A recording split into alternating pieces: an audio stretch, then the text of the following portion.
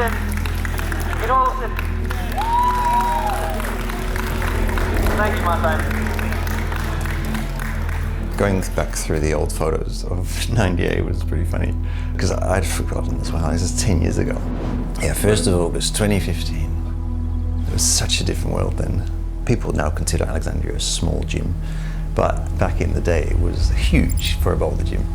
Back then you didn't have to have, you know, your huge fans and your like polished floors. It didn't all have to be as high standard as it is now, and so in a way I got away with a lot of you know, cutting corners and getting second-hand furniture, and like drove around Sydney collecting all sorts of random bits and pieces for it. For the opening day I was so worried about everything going wrong that we had all 5 staff members there, and we were all that ready to like take customers. There were a few people, and then at the end of the day we had, I think it was 40 customers for a whole day of being open. It was kind of underwhelming, but everything went well. There wasn't very many more the day after, but once we kind of hit like 100 people a day, I remember just going like, oh, this is great, we're gonna make it. Going bouldering is a very important part of my life. It's just about sharing the bouldering, like, and what it can do for you in terms of giving you focus. It's such an intense moment when you're trying to finish a boulder at your limit that it just brings you into yourself. It was important to me. I really love sharing what I enjoy and what I think is good. Everyone's entitled to my opinion. In my head, I'm of course referring back to the boulder gym in Holland that I liked so much, and so I really wanted to see a community similar to that.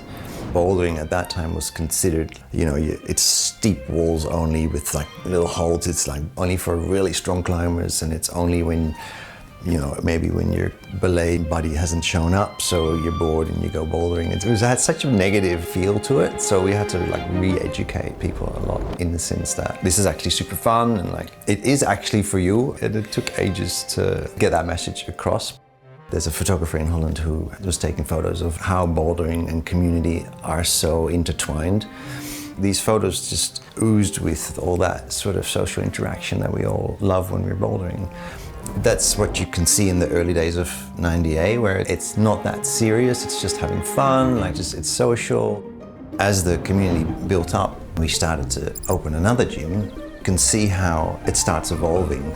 Not everyone climbs like me, and some people do want to train. So suddenly we have Parramatta, which has a huge training area upstairs and a slightly different style in boulders. I think as a company, we've grown with our community.